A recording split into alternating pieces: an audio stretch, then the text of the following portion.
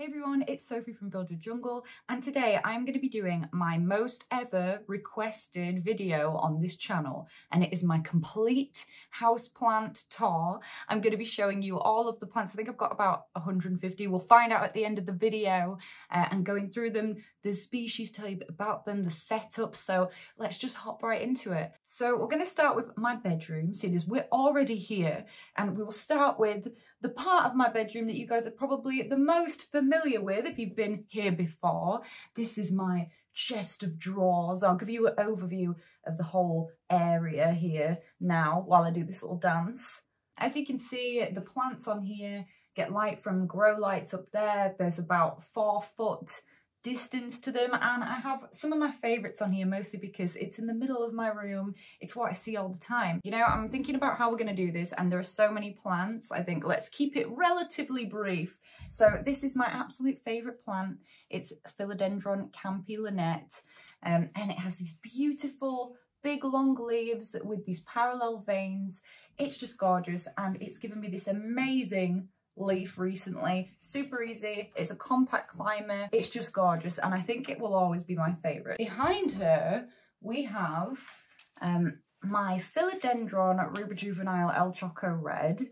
This is from the El Choco region, I believe, which is where it gets its name, not because of the marvelous chocolatey backs. It's a velvet leaf one, and I have found it to be a bit finicky. However, mine is an import, and I've got a whole video series on that. This is the plant that I get asked about the most, especially on TikTok, because people always say, is that an albo or is it a Tycon? It's my Monstera albo. I love her, though she hasn't given me a new leaf since I propagated her. This is the top clipping, which desperately needs to be potted into it. You can just see how the variegation stayed really stable the whole way, which is why I looked for one with this kind of mottled variegation. Now we're getting into some of my recent obsessions, which is alocasia, because before I could not keep alocasia alive to save my life. Like, it just wasn't working anytime.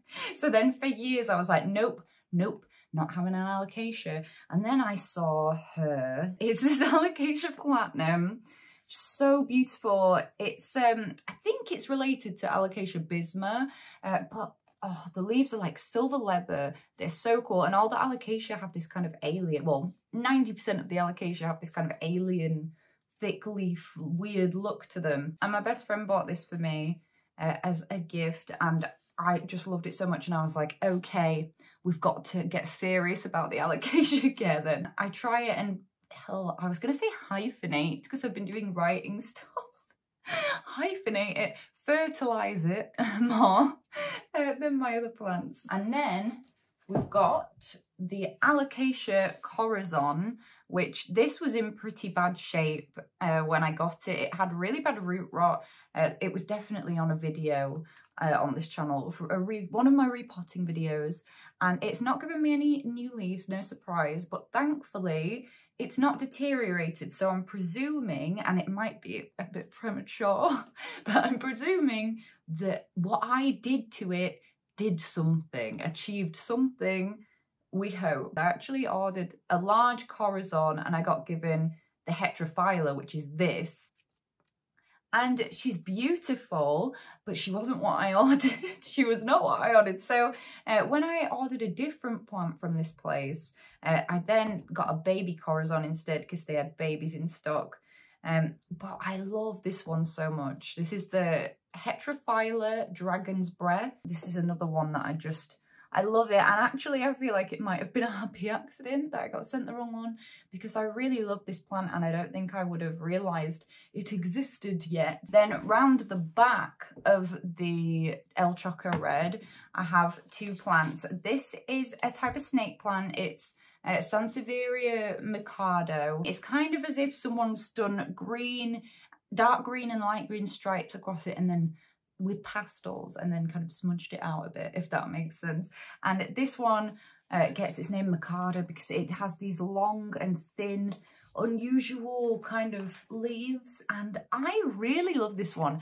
I think this is my favourite snake plant that we have, and I just think it's fun because it's one of those plants that I like to mess with, and it's not flimsy, you know, it's like strong enough for you to mess with it, but it's a lot of fun. Okay, wow, it's such a like, whoa, distraction moment. Then we have my Microsorum terrapus. This is actually commonly grown in fish tanks. We've actually got some in our axolotl tank. They do some really weird leaf shapes. It's a little cutie and one that's good for people that want something they can stand in water, because instead of having it like this is one that could just like literally stand in water, live in water. A good one for semi-hydro as well. And some ferns are really difficult. This one's easy. This plant was a rescue plant. It's my Begonia maculata, and this is one that I recommend for everyone because they are easy in a number of different conditions as long as you're able to keep the soil moist. And I got this one, I was working in retail years ago at a plant shop, and they used to have a little rescue shelf, and it was a tiny little thing, and I think I took a 2-leaf clipping of it and I've grown this whole plant from this. There's gonna be some crispy bits, it happens, but the leaves are sizing up so well. But if you don't know and you haven't quite clocked it in this video yet, the backs of these are red. Then this is one that I've had to restart a few times, but I think that we've made good progress now. It's my string of hearts, or Ceropegia woodii. And there are actually like loads of cool varieties of string of hearts now. There's like Silver Glory. I saw one that had like the little spade shaped ones instead of hearts. They're cool. And this one's pretty low maintenance. It's a semi-succulent. It lives in cactus and succulent mix. And it lives up on my shelf, dangling down on this bare bit of wall that I have. And I like it. It's cute. And my mission with this one is to keep propagating it and get the pot to be fuller. Oh, I poked myself in the eye trying to see what it would look like if my hair was made of a string of hearts. This is where I keep a lot of my anthurium. And oh my goodness, this is one I love so much. This is my anthurium moodianum.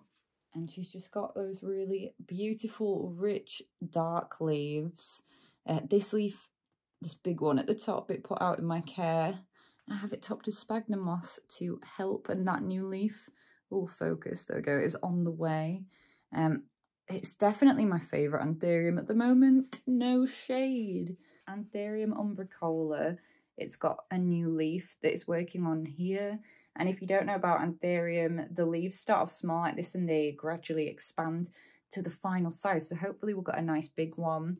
I've been thinking about, you know, air layering it and stuff so that I can try and get some active growth from that bottom bit of plant material here. But this one has like undulated leaves in the sense that it's very textured. It's like puckers up from the veins and it's just so beautiful. And because of that, it's so reflective. And this is an Anthurium crystallinum silver blush, and it's in this adorable Nicholas Springs plant pot, which is on my TikTok shop. I can't hold on to it for that long in the pot. This is my favourite Anthurium crystallinum silver blush that I have at the moment. I had 3. I just gave one to Alina. As you can see, I've got a big one over there in the area that's coming up in a moment. Ignore the bit of soil that I've got dropped on it there. But this is the same as the crystallinum, except it has this pronounced silver variegation that's very sparkly in between the veins and the midribs. And the more light that you give them, the more silver that they produce. Then here, and I will have to get her out carefully. Whoa, because, oh, we're dripping water. This is my Maranta Lucanera Fascinator, and also Maranta Silver Band, which was from Jules, is in there as well. I've got them co-planted. So I think it looks really lovely when you co-plant different species of Maranta together. I've got this one in the lava rock because I was struggling with this plant. I was on like attempt 4 of starting it again. And I thought, you know what? We've not tried semi-hydro with this plant. So I propagated it, started it again in water, and we've got it in lava rock now from Soil.ninja. And it's doing so well. I love the red veins so much, so beautiful. And this has new leaves on the way. It always has multiple new leaves on the way, to be honest. Then here is another unusual anthurium that I really like. This is Anthurium gracile, and it's kind of like similar to a strap leaf, which is like the ones with long leaves like Pallidiforum or Pendens, but it's not quite because of the structure of the petiole. But it is self-seeding as well, which is very interesting, which means that you don't need to pollinate it to get berries from it. So I'll show you in a moment. I've also got lots of seeds going from this at the moment because I've just harvested the berries from it, which I also have a video on if you're interested. But I just want to show you that the leaves, can you see that they've got a little subtle sparkle to them? This is a box that I've got the seeds in, and I don't know if you can see, like with this one there, they're already sprouting. And then we have this prop box, which is from behind those anthurium. And in here at the moment, I just have some Hoya Wyetii rooting. It started to root. In fact, there's a root there. Blah, blah, blah. This is my Monstera dubia. And you might think in a moment that this is a strange decision that I've made. So it's on the plank because it's shingling. It's very, very tall, as we can see. But it got to the top of the plank. It started to grow on my wall. It's very cold now, and I knew that we were going to start getting mold. So I didn't want it to grow on the wall. So I've tied a wire up to my shelf to let it keep crawling up there, because I'm air layering it, you might be able to see, as a way to propagate it so that I can have one that I start on a moss pole and see if I can get the leaves to fenestrate. And then down here we have Anthurium polyschistum, which was absolutely desperate for a pole. It's such a fast climber. The internodes are so large, so I had to get it on one. It's had an extension already of this D-shaped moss pole. Then over here in this window, it used to be this epiphyllum, blah, blah, blah, that's over here, but it's actually my Hoya Bella. It's had these blooms for 3 weeks. Oh, I think they're about to go now because one has dropped off clearly there. But they're pink and they smell lovely. Hoyas make the coolest flowers and they all look so different and they're very like waxy feeling. And the thing about Hoya Bella is it likes to be quite unruly. So as you can see, it's just kind of doing its own thing, and I've tucked it back there to keep it out of the way. And then I think let's do this ones from this little windowsill before we go onto the big shelves. This plant is by far my favourite succulent that I have, and as well I just grew it from so small because I ordered some of these online and they all came as like a tiny little thing with all the leaves knocked off in transport, and I managed to save 3 of them, and over the years it's grown into this beautiful plant, and it's one I've been dreaming about for a while before I managed to get one, so I was so happy about it. And it is the variegated bear paw succulent, otherwise known as, oh, I dropped a bit of soil, that's not what it's known as, Cotyledon tomentosa, and each little leaf looks like a tiny fuzzy bear paw. It's so cute. Then I've got 2 aeonium on there. I actually have a fair few aeoniums throughout this house, well, a handful of them. I think they're very cool. They're succulents that grow on this cordex, and they have like little rosettes, and there's all different types of them, like hundreds of them in all different colours, patterns, variations. I don't have an ID for this one because my friend gave it to me from Spain, and it was just no ID, so oh, no ID. As the temperature becomes colder, it'll tighten up a bit, and then in spring it'll really burst back into action again. This one is one of the rarities where I still have the label in for the plant because it was newish to me, but I remember it now. It's Aeonium leucoblepharum, I believe. Yes, it is. And this one I was attracted to because it was a bit more unusual for an Aeonium, because I'd never seen one with such a thin stem that didn't have a thick cordex. It's also kind of purpley, which is just beautiful. The borders of the leaves on this one are hairy, which is just so cool. They're very different. I've got 2 cacti that live on that windowsill. This is Mammillaria elongata, but it's also known as ladyfingers, and it just grows off in this weird bunchy way, and I just thought it was really unusual and weird and cool. It has something that I really like about cacti, which is when the spikes are a bright colour and they're very bright orange, which is just lovely. In this cute purple holographic charity shop pot, we've got a type of Gymnocalycium. It's Gymnocalycium myhanuichii, and it's like this purple dragon's egg looking thing. It's kind of similar to the baseball cactus, but the baseball cactus is very much endangered. And the thing I love about this, other than the fact that it looks like a cool little dragon egg thing, is the bloom was incredible. It gives these pale pink blooms. And then, because they're not all going to be good, guys, because I have like 100 and whatever plants, this is a very, you know what, actually, I was going to say this is a very bad looking aloe vera, but it's not as bad as it could be, to be honest.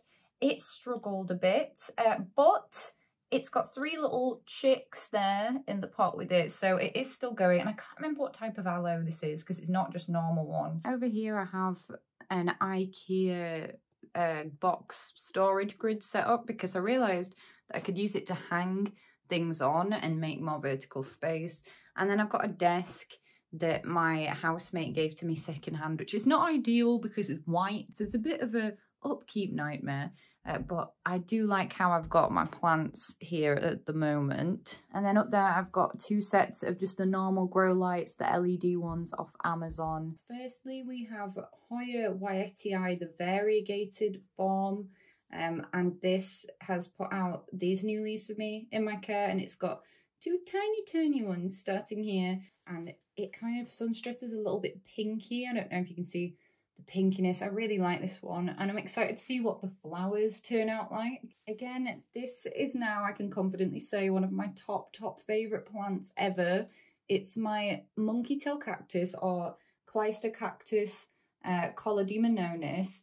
And I have a whole video on how to grow this from a propagation, how to propagate this if you are interested. And it's finally a proper big mature plant now. It's flowered for me this year, which I'll show you.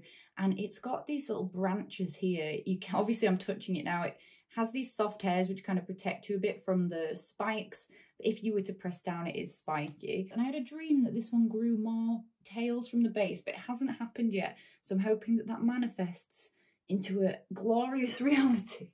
This one is doing really well. It's my string of turtles, and I'd recently pruned this back as well. It's actually one that grows terrestrially, so it likes to grow across the ground or across the surface of the soil. So I like to keep winding it back into here to reroot, and it helps it be really healthy. And look how full the pot is now. It's just beautiful. The stems are very pinky in the new growth, and I just got all this tons of new growth.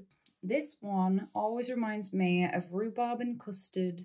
It's a type of oxalis, and you might have seen the purple one before. This is Oxalis Vulcan Pink, or it's also known as Plum Crazy, but I prefer Vulcan Pink because we know it's Star Trek, and it makes the cutest little, I almost said pink, yellow flowers. But the thing is that if you let the flowers dry off like this one here, they just fall off and fall on all your other plants. So you want to take them off before that happens, because it's very irritating. Here in this lovely peony, no, chrysanthemum is it, pot from the charity shop, I have what remains of Hoya Wyetii. This is the non-variegated version. This actually used to be a lot fuller plant, but it had an issue where it dried out and the roots got too dehydrated. And this is the vine that remains, but at least it's healthy. And I do really like this one. It makes really fairy pink flowers that look like little Ugg boots. This beauty is Epiphytes. I'm not 100%, darn it, so I'm going to have to put that one on the screen. But it's the fern leaf cactus.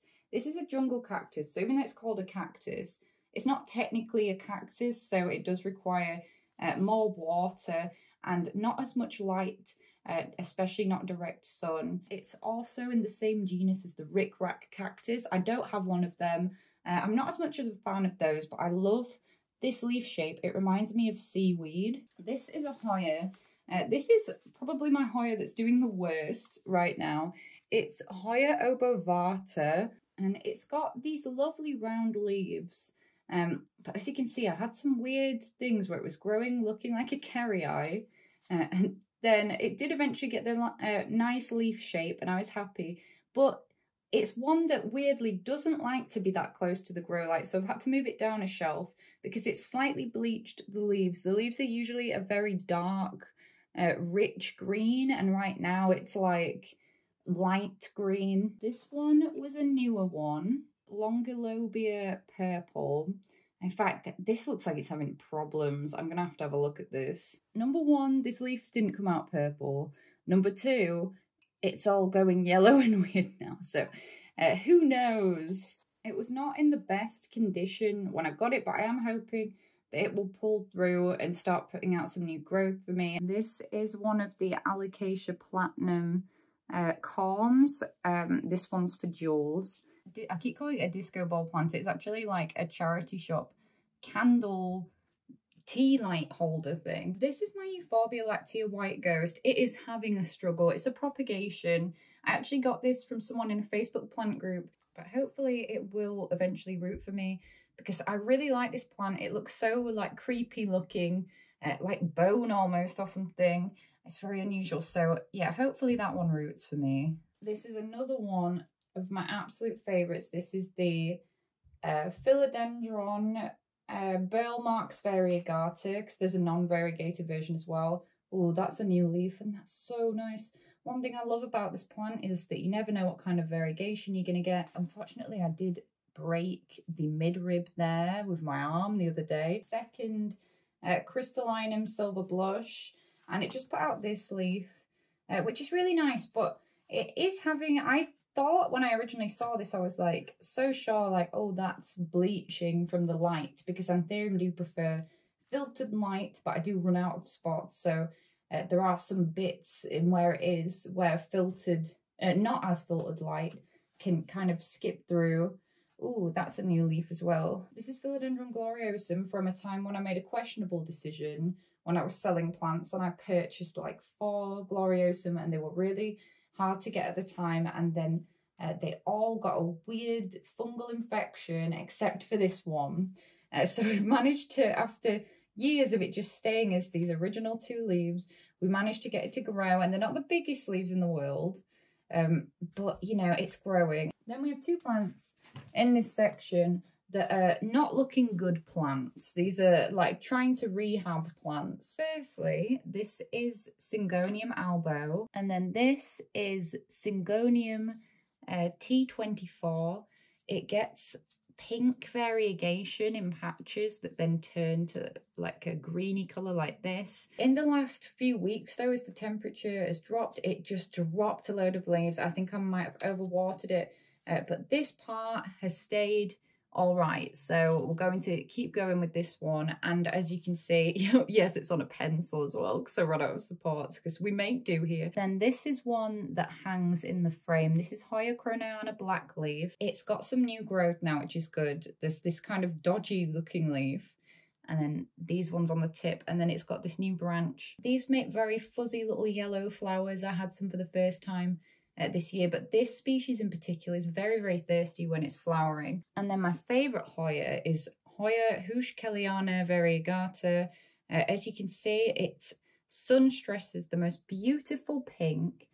I think it's so different to the other Hoyas. It's just got very tiny leaves. This one's really taking off for me now. When I first got it, it was a 2-leaf clipping and it took a while to get established.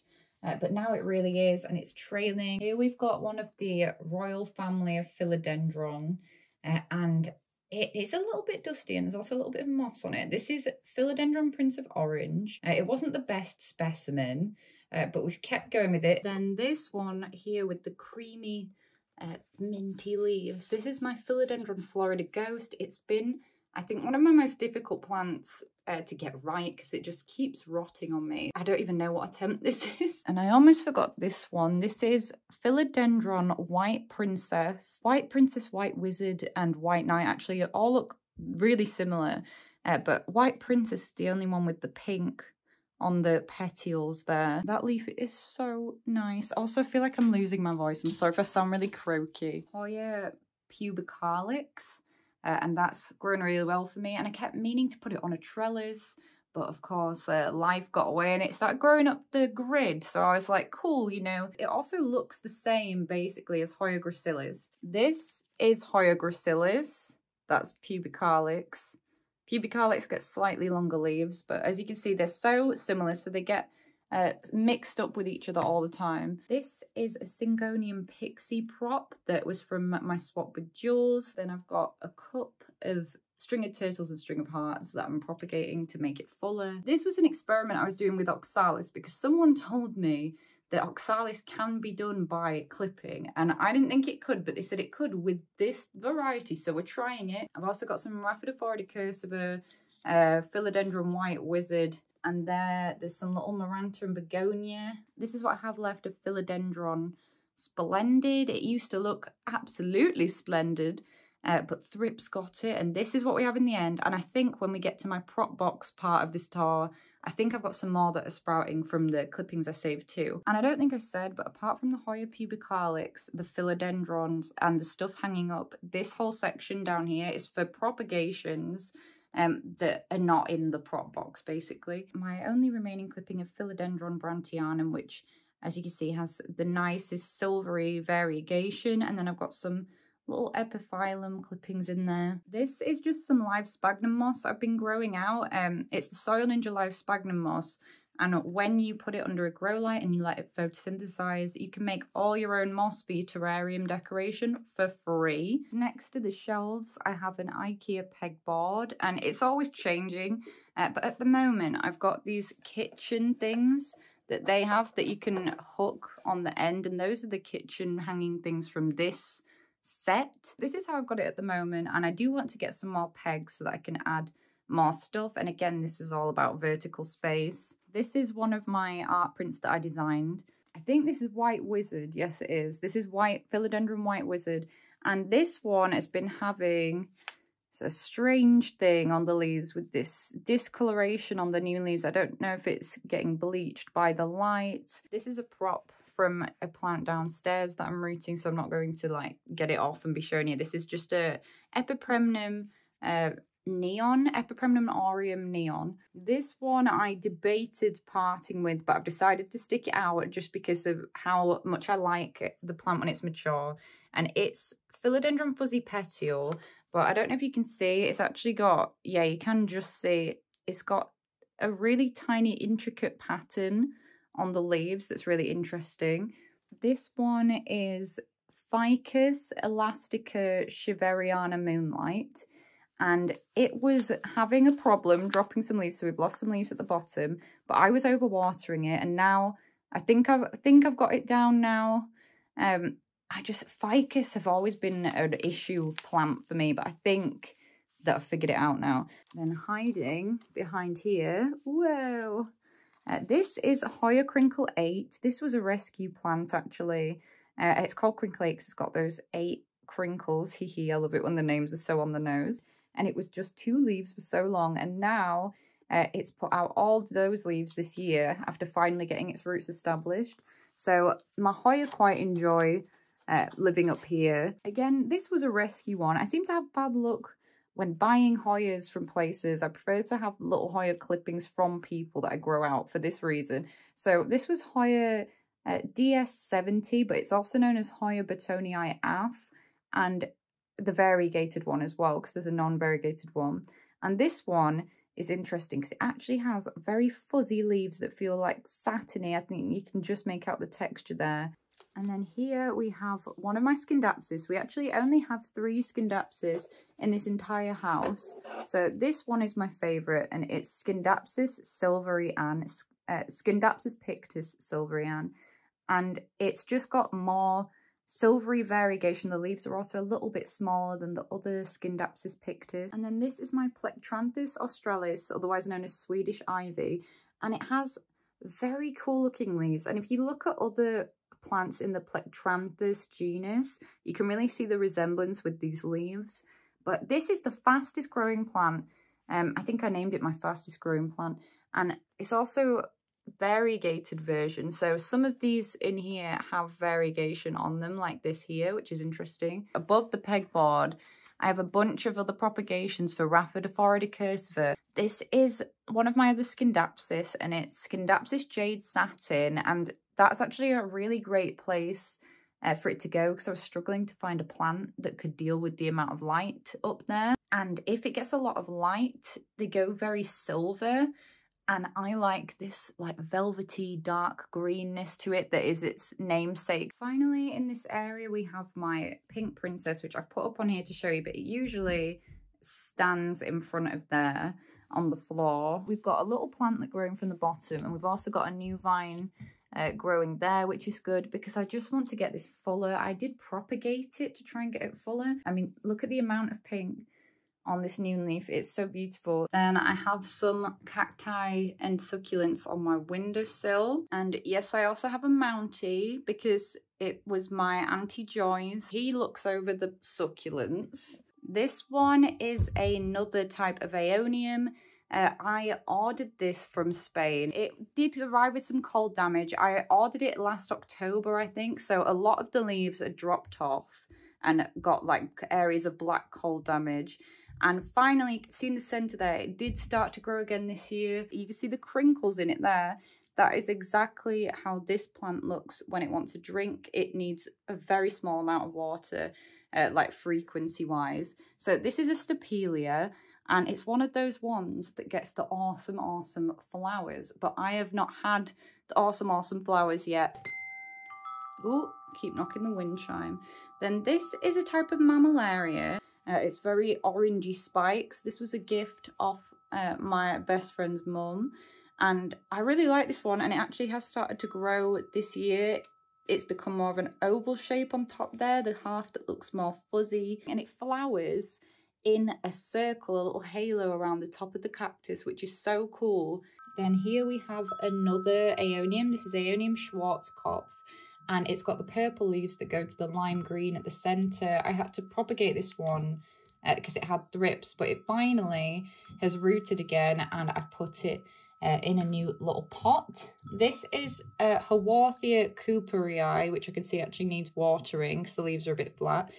The leaves actually are like semi-transparent, which is cool. This was a freebie from Nicola at the Funky Cactus when we did a market together. She gave that to me. And here we have one of my favourite plants again. It's so cool, unique, weird and funky. It's a euphorbia. Oh, and I cannot remember the name. I always forget the name, but you can see the light green growth on there. That's the new one. And it just constantly keeps branching out. It's like silvery blue. And then it, oh my gosh, I can see so many new little growth points on the edges where it's going to get new branches. The spikes are bright red, so it's so cool. It's a cool contrast. A bit of a mystery cactus. I feel like someone ID'd it for me at some point, but I've forgotten what they said. This was from Barbara, who is a subscriber. Hello, Barbara, if you are watching. It's got such long spikes, and it's a bit fuzzy, and it's orangey, and it was in a little vintage cup, but its roots outgrew it. So I'm trying it as an experiment in semi-hydro, and so far it doesn't seem to mind it. And then this is one of two Crassula ovata Gollum, or Shrexias. This is kind of bonsai'd the way that I've done it, but this is a type of succulent, and I like that it's got this more unusual leaf shape. And I'm not going to show you the one downstairs because there's no way I can reach it. And then this is my big Monstera. She's still looking very glossy, healthy. We're still putting out new leaves, even though it wasn't fenestrated. It was that one. It wasn't fenestrated. This one, I don't want to pick it up because it recently, I've sprayed it lots of times, but it had thrips. So that's why I've got it as far away as it could be from anything really, except my Monstera and the Calathea it was already touching at the time, and probably also had thrips, but I didn't stick around to find out. I just sprayed it too. So this is the Orbifolia, and it's got these beautiful big striped pillowy leaves. And then this is Calathea Medallion. I've had this one for quite a while. It seems to go through periods of doing really well and then not. At the moment, it's a little bit crispy. And then this one, which lives on my bookshelf over there, is a type of snake plant. It's Sansevieria Kirkii pulchra coppertone. Yeah, and it's just got a really prehistoric look to it. I mean, it's just so weird looking. It looks like a rock. The thing is, it's literally never grown at all for me. It is more just like an ornament than a plant because it hardly has any water. And then back here, next to some various garden books and some of my friends' books that I'm borrowing, That's the majority of my begonia griffin props that are not potted up yet. They really badly need potting up. Then over here, this is next to my bed, and we've got some different stuff kind of going on. So first, this is my cute 60s refurbed sideboard. I forgot the word for sideboard. I don't have enough storage, hence why some of my books, including some of my teenage favorites here, have just been stacked in the corner, because I want to get a big bookshelf here and then put plants on the top. That's one of my posters that I made. So this is Epipremnum pinnatum dark blue form. It's a type of pothos, and it's just got, I know it's called dark blue form, but it's not really blue. It's just darker green leaves than normal, really. And this is a type of Hoya that's so underrated. It's Hoya carnosa dark red, and the new growth and the new stems come out really dark red, hence the name. This is an anthurium that you might not have thought was an anthurium, and I do regret that she is dusty. She needs a clean. But this is Anthurium jungle bush, and it's actually probably just about time to water her as well. This is the newest leaf that's coming. I've narrowed it down to just having 5 little plants here. So firstly, in this adorable pot, this adorable squirrel pot that was made by Disco Puffin. I love it so much. It's so cute. I've got a Calathea Makayana, which is having a bit of a crisp time over there. Then I have a Monstera Adansonii, which is growing for me, but clearly needs a moss pole pretty soon, and could also probably do with getting a bit more light than it gets in this spot. I've got 2 begonias actually. I thought I'd move this one. Oh my gosh, it's losing another leaf. I honestly think it's rotting. I need to have a proper look at the roots, because I pulled a section out of this one the other day that had just got a completely rotted base, and now this is happening. So I do need to take a proper look at this today. But this is begonia maple leaf, I believe. And then this is one of my begonia griffin. I have given a lot of these away recently. This is one that I potted up before I saw that the others had gone so big. And then in this cute pot, but inside it's in one of these, we have begonia escargot, which has very silvery leaves. It's called escargot because it looks like a snail shell. But we're having some yellowing and crisping there. I think it's just a winter thing, to be honest. We've got a new little cute leaf. And then in my other Nicholas Springs pot here, I've got my Hoya carnosa Crimson Queen. There's also a Crimson Princess version that exists, where the variegation is on the inside of the leaf and it's green on the outside. This is the Crimson Queen now, and it just gave me this beautiful leaf. I love it when it throws out something weird like that. So this is the table I used to do plant stuff on in lives and in various videos, and it used to have like a covering on the top, and it got so wet that it peeled off. And I do have the paint for this, so I need to repaint the top at some point. So these plants are putting up with me constantly moving them all the time, and I can't believe this one's just fallen over and I didn't even realize. So we'll start with this one. This is Begonia Tamaya, and I'm actually quite amazed because I just saw a picture of it this morning and it was one leaf when I got it, and I've chopped it for loads of people as well. Jules has one, my nan has one, Damon has one, pretty much anyone that I've ever sent plants has one. And they just grow so fast. And then back here we've got, I think, my favourite begonia. And even though she was looking absolutely magnificent last year and she's still looking good, but I knocked some leaves off her. My housemate knocked some leaves off her by walking into her. It's become a bit of like a weird angle, even though I keep turning it.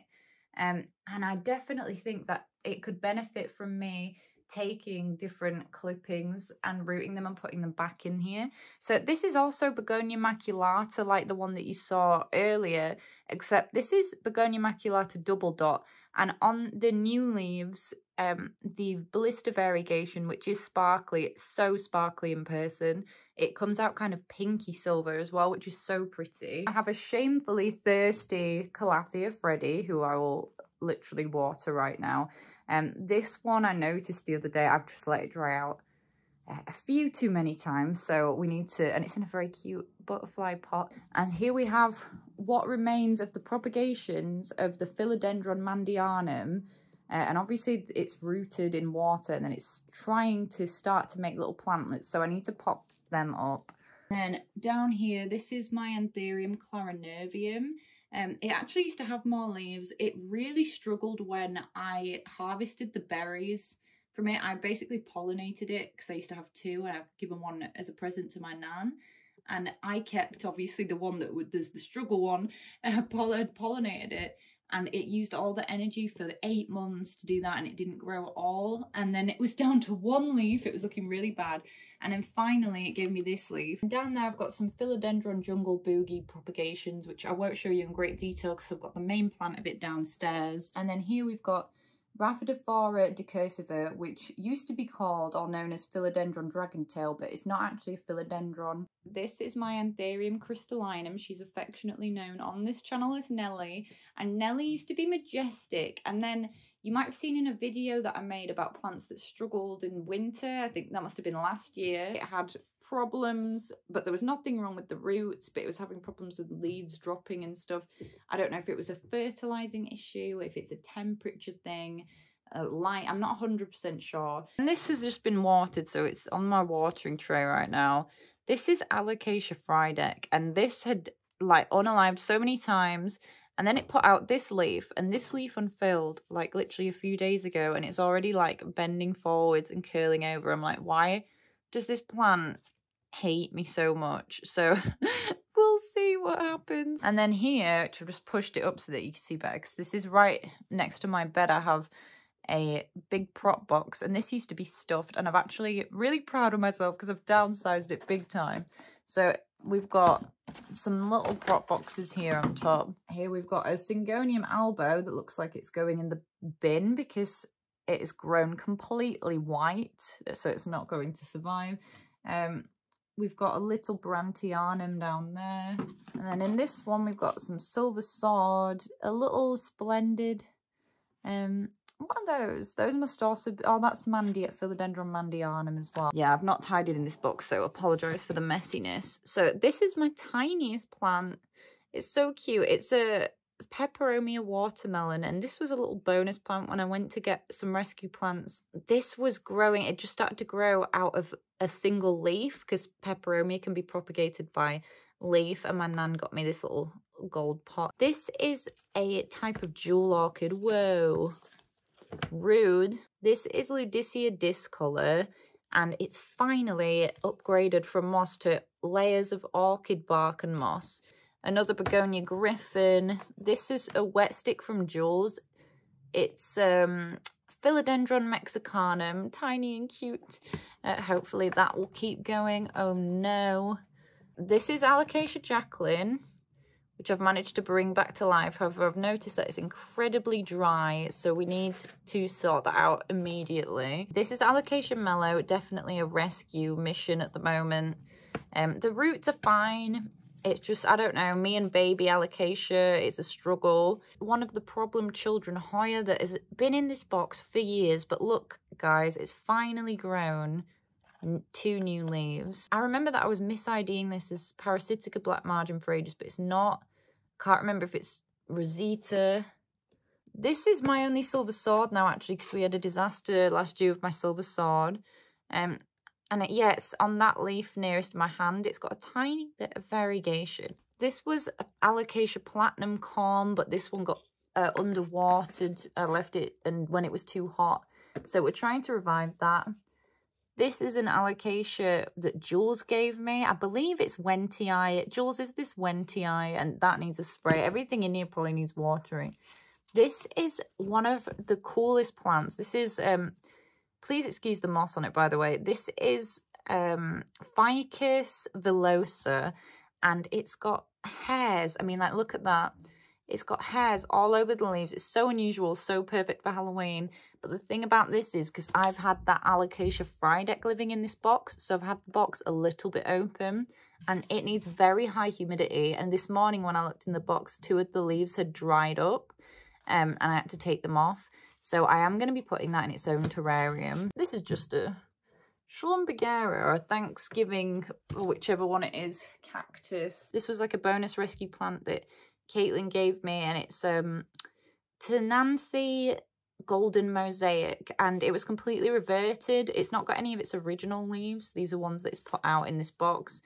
And look, yay, it's got variegation back. Then in here, what are you? This is a fuzzy petiole as well. And these two are rescues from Auntie Joy's house. I don't know what species of anthurium. It looked like loads of it had dried out. I think I did a video saving these. I definitely did an episode of Houseplant Hospital if anyone wants to see. In here I have my seeds. And then finally for the bedroom we have my Amedium medium silver, which is one of my newer plants. And it doesn't usually live on this scabby table. It usually lives down there on the floor, but I've just lifted it up here into the light so you can see it better. The care is so similar to Monstera. This was my most recent leaf. It's not hardened off yet. In the kitchen, we have two areas with plants. So there's the windowsill, which is here, and there's the area behind me, which I'll show you in a minute. So this one had been living outside, but one of the other Fatsias was getting some cold damage and I didn't want it to. So I brought it back inside. This is the Fatsia japonica spider's web, the variegated version from Garden. This is a croton. Not the biggest fan of crotons. So it gets this like red and yellow variegation on the leaves. But the thing about crotons is they need so much light. And this was a present off my housemate Aaron. And it's Portularia. It's the word on the screen, and Afra variegated. And I've got this in terracotta, and it's so cute. It's like a little succulent bonsai-ish looking thing. Then in the corner we have another jade crassula ovata. And then in this little area, this greenhouse, more than anything, it really just makes it so that we can put stuff in here. Like, it doesn't really retain any extra humidity in here because it's got gaps at the bottom that would need to be kind of weatherproofed to do that. Here we've got this little family of all the Aeoniums. Then I've got my Kalanchoe tomentosa, which thankfully has rerouted. It's another really fuzzy one. It's nice for sensory stuffs. And we've got a bunch of fossils in there as well because my housemates are obsessed with fossils. That's some moss I'm trying to grow out. Then there we have a Maranta leucanera fascinator prop. And this is one of the struggle plants. This is, I believe, Peperomia angularis, or the taco shell plant. It's not actually my plant, it's Harriet's. Last year or the year before, it got really dried out and it lost a whole bunch of its leaves, and I wanted to prune it back and let the lower new shoots here grow through.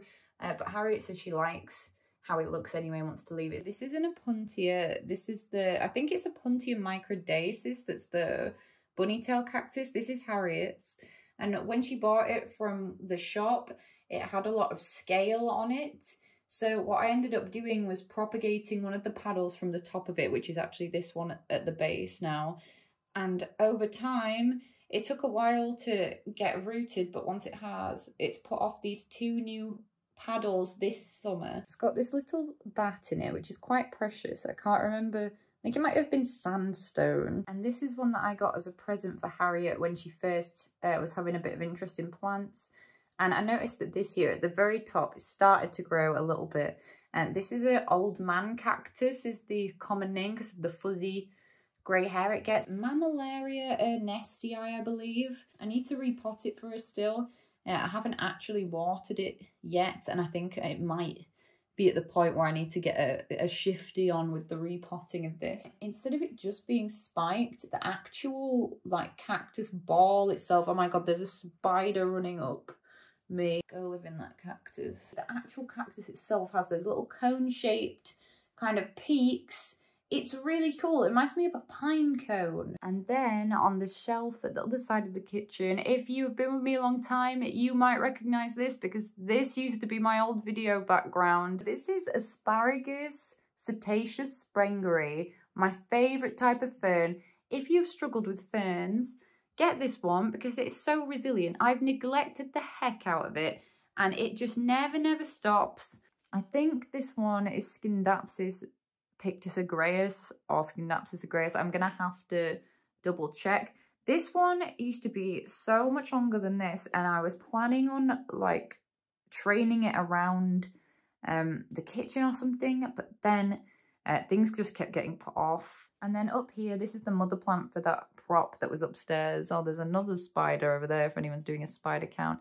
And this is the Epipremnum aureum neon. And what I love about this one is how some of the leaves get this dark bit of variegation. And then we also have this snake plant, which is in a questionable condition at the moment. I have let it dry out too much. So hopefully it'll be fine. I mean, they're pretty resilient. This is the Sansevieria Laurentii. This is a clipping that we got given from Harriet's mum's plant, which was like a plant that ran in their family. And this is a clivia, and I don't know the species, but it gets these amazing orange flowers. And this was a plant we got before I was properly into plants, and we had like 2 plants in the house, and it just always survived. Okay, I'm about to go in the living room, so I'm just doing a trigger warning for taxidermy. I'll try not to show taxidermy up close, but there is just going to be some in the shop because my housemate collects antique taxidermy. So if you don't want to see you know, animals, preserved animals, if you don't want to see that makes you uncomfortable, you might want to just skip forward 5 minutes. So there's not that many plants in the living room. This is kind of one of our areas. We have like all pictures and stuff on the wall. So this actually used to be here, that massive snake plant that Harriet kind of got scammed with, where it was actually loads of propagations and they all had rot. This is my, I think, is it an African fig tree, Australian fig tree? I'm not sure. I'll put it on the screen. And then here we've got a Epipremnum aureum, just a straight up golden pothos. And then just some ones that I've got on the windowsill that I can't show you guys any other way than bringing it over here, because otherwise it's blocked by the guinea pig page. So cage. So this is a parlour palm. It's Camedora elegans. It's got some new leaves coming through. I repotted it recently. And this is Peperomia. I always forget. Peperomia angulata rocoscuro, apparently. I kept getting annoyed when it shoots out loads of vine before it puts out leaves, and I kept chopping the vine off. And someone said, just give it a chance and don't chop them off. And that's what I've done. This one is a blue column cactus. It's one that I'd wanted for ages, and I found it at Tesco, but unfortunately it did have spider mites. So on the other side, it's got some damage there. However, she survived, and I really do like this plant. So hopefully I can get some new growth on it. Then this one, I feel it's hard to see it because there's so much going on behind it. Would this be better? And this one is the Mount Everest succulent. Honestly, it's really difficult to show it. It's huge. They grow very, very, very tall.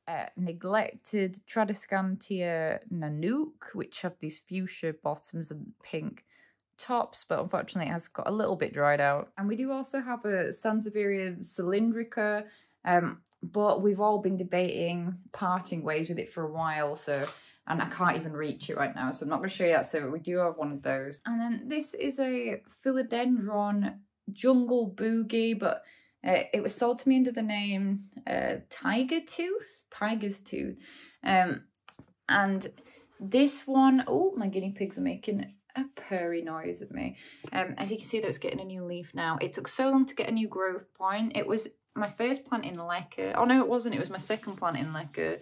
It's really dusty, this. So yeah, then it's finally managed to grow a new bit of stem, and then it's decided I'm not a crawler after all. I'm going to grow vertically. Hopefully it's not too echoey in here. This is the one room in the house that has not been decorated, so please ignore peeling paint, etc. So the plants in the bathroom I kind of refer to as the rescue room plants, because if something has had pests or is struggling, or I need it to steal one of the good light spots on the windowsill, that is quite a gloomy day right now, then it ends up in here. So this one is Ficus teneki, and this used to be one of Harriet's plants, and it's the one with the cream variegation, and it was just not getting light and also very underwatered, but it started to grow. It's grown these 3 new leaves since it's been in here. Then back there we've got my Epipremnum aureum snow queen, which is basically a very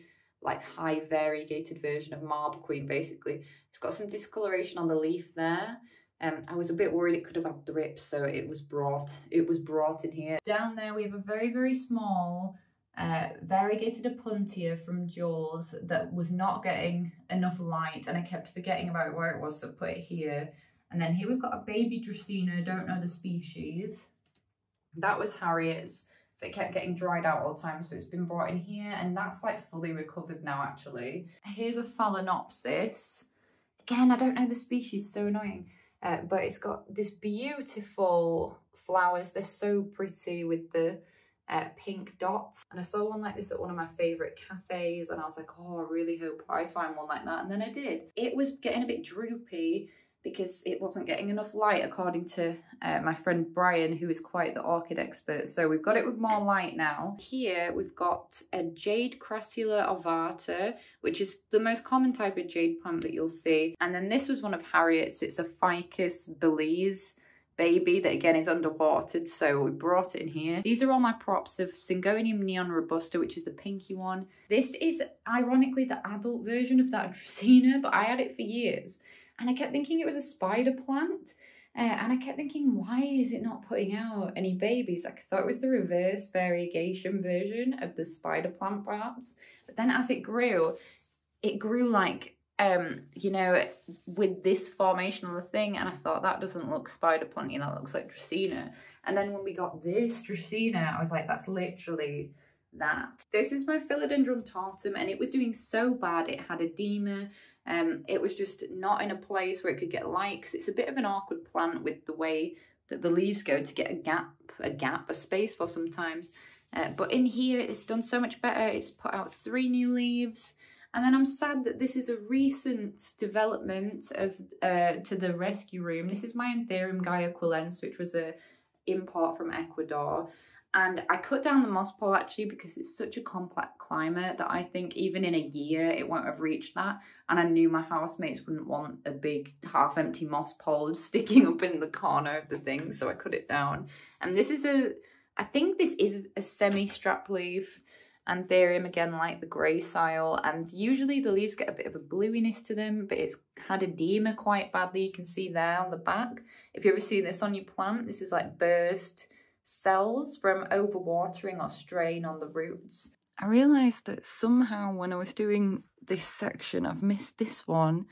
So this is my smaller Philodendron mandianum, which was the pup that I was growing out, and it needs a pole soon, but that one's doing so much better, and I do prefer this plant now that I've grown it from small. And then here, I don't know how I missed this one in the cutest frog little vintage pot ever. This is Syngonium tri-leaf, which was from Jules. And then finally, I don't know how I missed this one as well. This is my Alocasia cuculata, which was from Jules. And actually, this one's been struggling a bit now since it's got cold. It's dropped a bunch of leaves, but I'm hoping that it'll be okay, because me and baby Alocasia have issues. We have issues. But other than that, until that, it was quite an easy one. I think I need a heating mat for my Alocasia, to be honest. Anyway, that's going to be it for today's video. I hope that you guys enjoyed seeing my whole houseplant collection as it stands at the moment. If you have any questions, please do leave them in the comments down below.